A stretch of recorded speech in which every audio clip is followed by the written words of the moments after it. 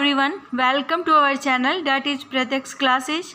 हमारा जो चैनल है वो डेडिकेटेड रहेगा हरियाणा एग्ज़ाम्स के लिए, जैसे ग्रुप डी हो गया, ग्रुप सी हो गया, सीईटी प्री के लिए, सीईटी मेंस के लिए, हरियाणा पुलिस के लिए और एस्टेट के लिए डेडिकेटेड रहेगा। हमने अपने चैनल पे एक सीरीज़ शुरू की हुई है भाई, जिसका जो हरियाणा ज्योग्राफी से रिलेटेड है। और आज का हमारा जो टॉपिक है वो रहेगा हरियाणा ज्योग्राफी का ही है, हरियाणा की मिट्टियाँ। जो हरियाणा में जो मिट्टियों का जो विभाजन है वो किसने किया था भाई? डॉक्टर जसबीर सिंह ने किया था। तो एक क्वेश्चन यही से बन जाता है कि जो हरियाणा में जो मिट्टियों का विभाजन है वो किसके द्वारा किया गया था? डॉक्टर जसबीर सिंह के द्वारा किया गया था। इन्होंने भी जो हरियाणा की मिट्टियाँ हैं उनको 6 भागों में डिवाइड किया था। केंद्रीय मिट्टी लवणता अनुसंधान केंद्र ये कहाँ पे स्थित है भाई? करनाल में है। और ये कब स्टैब्लिश हुआ था? 1969 में स्टैब्लिश किया गया था। अब जो मृदा है, जो मिट्टी है, उसका निर्माण कैसे होता है? तो भाई जो अपरदन प्रक्रिया है उससे मिट्टी का निर्माण होता है। ये एक जगह से कटकर भी दूसरी जगह पे जाकर जमा हो जाती है और ये एक जटिल प्रक्रिया है। जो विश्व मृदा दिवस है ये कब बनाया जाता है भाई? 5 दिसंबर को बनाया जाता है। और इसकी जो स्टार्टिंग है, इसकी शुरुआत कब से हुई थी भाई? 2014 से इसकी स्टार्टिंग हुई थी। और जो भाई हरियाणा में एक क्वेश्चन यहाँ से भी बनता है कि जो हरियाणा में है वो किस प्रकार की सबसे ज़्यादा जो मिट्टी है वो किस प्रकार की है, फिर किस कलर की पाई जाती है? तो भाई पीले और भूरे रंग की जो मिट्टी है वो हरियाणा में सबसे ज़्यादा पाई जाती है। अब हम बात करेंगे मिट्टी के प्रकार के बारे में। तो फर्स्ट हो गया भाई अति हल्की मृदा।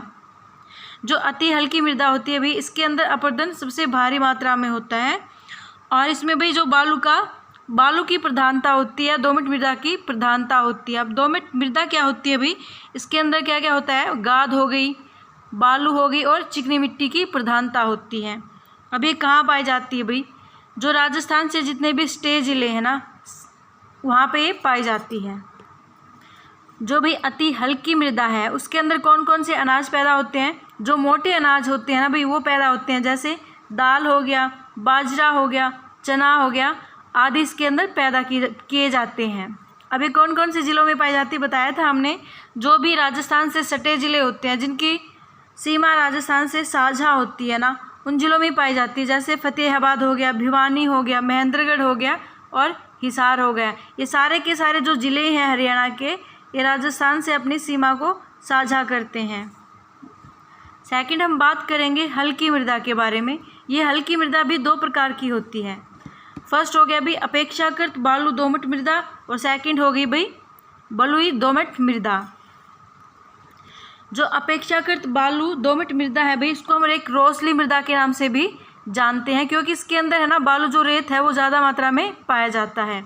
और ये कौन कौन से ज़िलों में पाई जाती है? भिवानी हो गया, हिसार हो गया, रेवाड़ी हो गया, गुरुग्राम हो गया, झज्जर हो गया, यहाँ पे ये पाई जाती है। और इसके अंदर हमने बताया था भी बालू की जो प्रधानता है या बालू की जो मात्रा है वो ज़्यादा मात्रा में पाई जाती है। इसके अंदर क्या होता है कि जो जल धारण करने की क्षमता है वो ज़्यादा होती है। कि हल्की फुल्की बारिश हुई तो इसके अंदर है ना, इस मृदा के अंदर क्या होता है कि नमी आ जाती है और ये कृषि योग्य बन जाती है। और जो बलुई दोमट मृदा है ये कहाँ पाई जाती है? जो हरियाणा का जो पश्चिमी भाग है, जैसे घग्गर नदी के जो किनारे हैं, नदी के उत्तर में है और सिरसा तहसील में और डबवाली तहसील में पाई जाती है। और ये किस टाइप की मृदा होती है भाई? नरम मृदा होती है, नरम बिल्कुल ही सॉफ्ट मृदा होती है भाई ये। और इसके अंदर क्या होता है? जो बालू हो गया, सिल्ट हो गया, मृतिका होगी, ये जो तीनों के तीनों है ना बराबर मात्रा में रहती हैं। नेक्स्ट हम बात करेंगे मध्यम मृदा के बारे में। ये कहाँ पाई? ये 3 प्रकार की होती है भाई, मोटी दोमट मृदा, हल्की दोमट मृदा और दोमट मृदा। जो मोटी दोमट मृदा है ये भी कहाँ पाई जाती है? जो गुरुग्राम जिला होता है ना उसके मध्य पाई जाती है।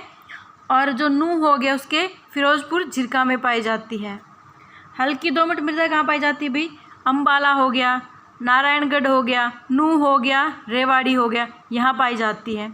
और दोमट मृदा ये सबसे उपजाऊ मृदा मानी जाती है और ये हरियाणा के मध्यवर्ती भाग में पाई जाती है, जैसे जींद हो गया। अब मध्यवर्ती ज़िले कौन कौन से हरियाणा के? जींद, कैथल, सोनीपत, कुरुक्षेत्र, करनाल, गुरुग्राम, फरीदाबाद, यहाँ पे पाई जाती है। और इसके अंदर जो मुख्यतः फसलें कौन सी पैदा की जाती हैं? गेहूँ, चावल, गन्ना और कपास पैदा किए जाते हैं।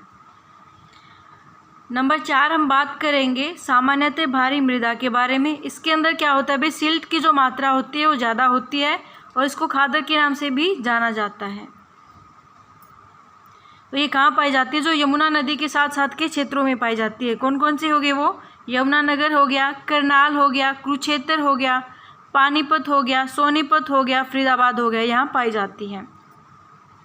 और इसके अंदर क्या होता है भाई, जल धारण करने की क्षमता है ना वो कम होती है, जल्दी ही सूख जाती है और सूखने के बाद ये टाइट हो जाती है, तो वहाँ पे हल वगैरह चलाना मुश्किल हो जाता है। नेक्स्ट हम बात करेंगे भारी तथा बहुत भारी मृदा के बारे में। ये भाई कहाँ पाई जाती है, जो बरसाती नदियाँ होती है ना उसके किनारे पे पाई जाती हैं। और हरियाणा में, अब हरियाणा के अंदर कौन सी है भाई बरसाती नदी, घग्गर है, और तो घग्गर के किनारों पे पाई जाती है। थानेसर हो गया, फतेहाबाद हो गया, ये सारे घग्गर के क्षेत्र में पाई जाती है। और यहाँ पे इस मिट्टी को क्या कहा जाता है, सोसर कहा जाता है। और जो जगाधरी होता है उसमें लोहयुक्त मिट्टी पाई जाती है, इस मिट्टी को क्या कहा जाएगा, डाकर कहा जाता है। अब एक क्वेश्चन यहाँ से HSSC ने पूछा था भाई कि हरियाणा में ना किस टाइप की मिट्टी नहीं पाई जाती, तो हरियाणा के अंदर भाई काली मिट्टी नहीं पाई जाती।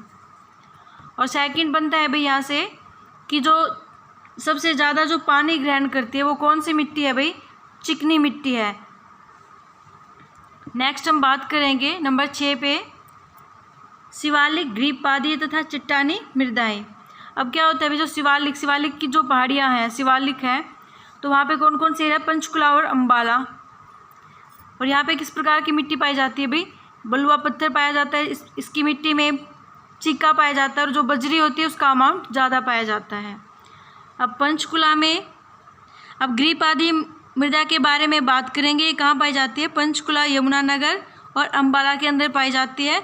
पंचकुला के कालका में पाई जाती है, यमुनानगर के जगाधरी में ज़्यादा मात्रा में पाई जाती है, और अम्बाला के नारायणगढ़ में पाई जाती है भाई। अब पंचकुला के कालका में पाई जाती है तो इसको क्या कहेंगे, वहाँ पे क्या कहते हैं, इसको घर कहा जाता है स्थानीय भाषा में। और यमुनानगर में इसको क्या बोला जाता है भाई, कंधी के नाम से जाना जाता है।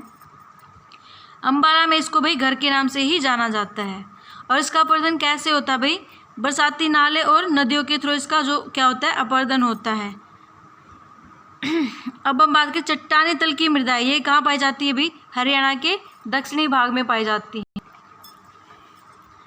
अब हरियाणा के दक्षिणी भाग में क्या है भाई, अरावली है, तो वहाँ पे मिट्टी है वो किस प्रकार की होती है, पथरीली होती है और रेतीली मृदा होती है। और ये कैसी होती है भाई, कम उपजाऊ मृदा होती है। अब हम कुछ इम्पोर्टेंट फैक्ट्स के बारे में बात करेंगे यहाँ पे कि जो रेंगती हुई मृत्यु है वो किसे कहा जाता है भाई, अपर्दन मृदा को कहा जाता है। घग्गर और यमुनानगर बाढ़ के मैदान में जो मिट्टी का निर्माण करते हैं, जो घग्गर और यमुनानगर जो बाढ़ के मैदान हैं और वहाँ पे जिस मिट्टी का निर्माण होता है ना उसको क्या कहेंगे, काप कहते हैं भाई। लाल चेस्टनट मृदा कहाँ पाई जाती है, हरियाणा के यमुनानगर में पाई जाती है। और जो हरियाणा का मध्यवर्ती भाग है भाई, वहाँ पे किस टाइप की मृदा है ना वो सबसे ज़्यादा मिलती है, कौन सी है भाई, दोमट है। हरियाणा के अधिकतर भागों में रेतीली दुमटी मिट्टी पाई जाती है। तो अगर आपको वीडियो पसंद आई हो तो भी लाइक करें, शेयर करें और कमेंट करें।